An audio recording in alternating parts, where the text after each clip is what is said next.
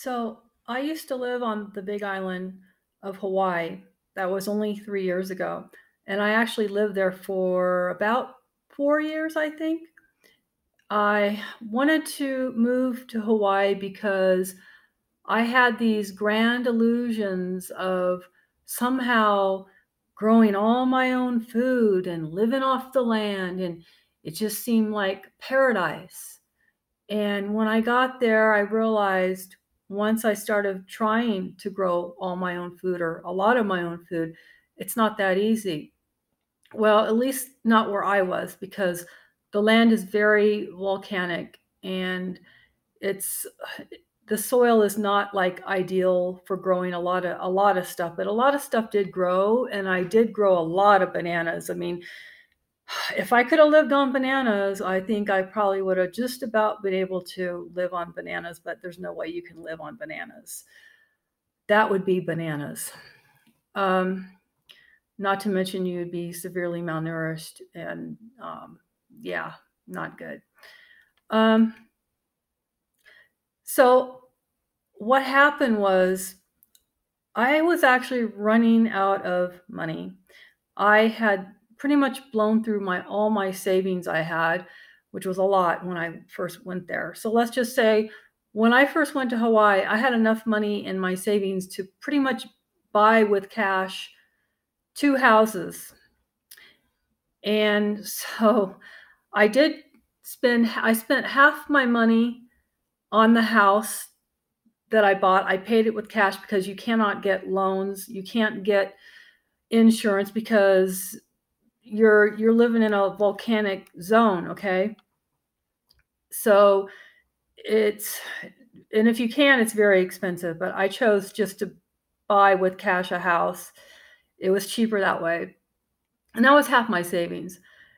And so 4 years go by and the rest of my savings is pretty much gone. I had basically enough money, just enough money to get a plane ticket and get out of there. That's pretty much all I had. Oh, and my house. I could actually sell my house. So I thought, well, you know what?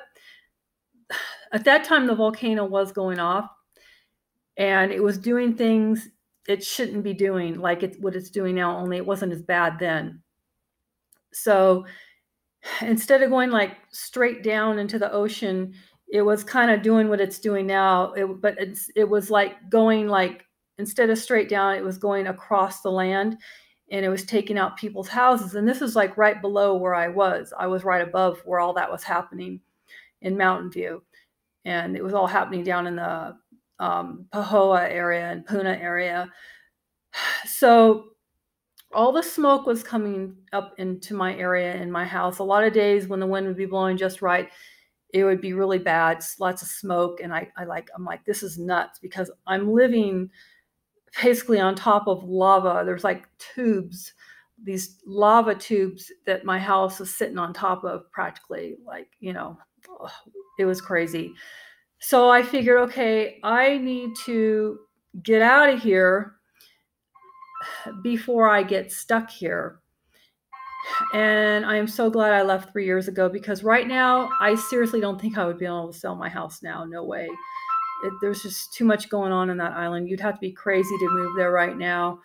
I don't care how cheap the houses are. It's not good for your health to be breathing all that stuff.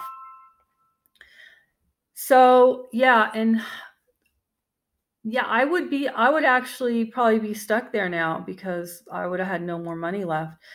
And I've heard that the reason why a lot of the people that are down in the Kapoho area where the lava is now trapping them, I've heard a lot of these people, they didn't leave. They have not left. They are stuck inside, like they can't get out.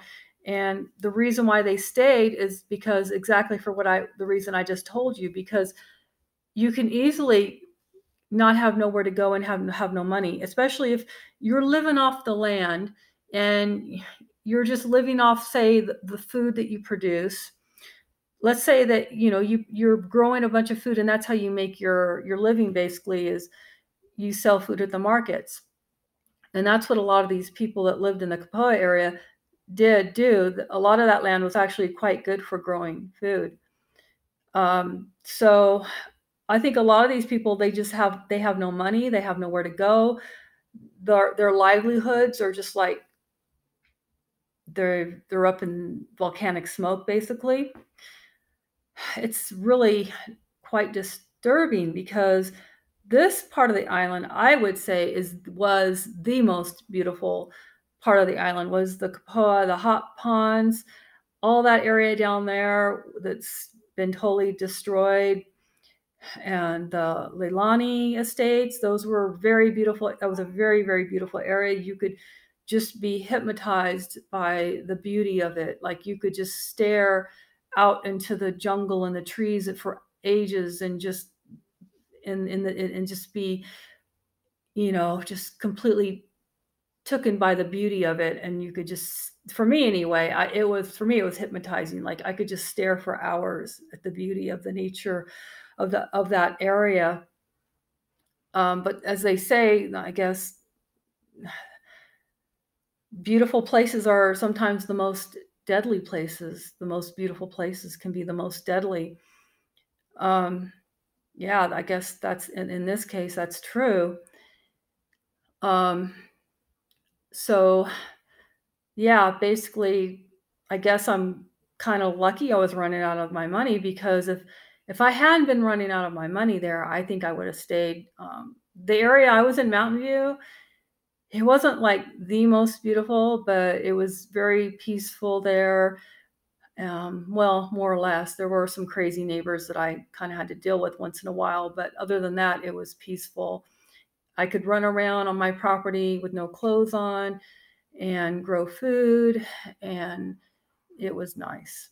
Um, it was always warm. Like I love warm weather, and never had to water. Every night it would rain, and the frogs would come out, and the croaky frogs, would pretty much sing me to sleep. Now I have to use like artificial things to go to sleep, like air purifiers that make white noise and stuff like that, and fans.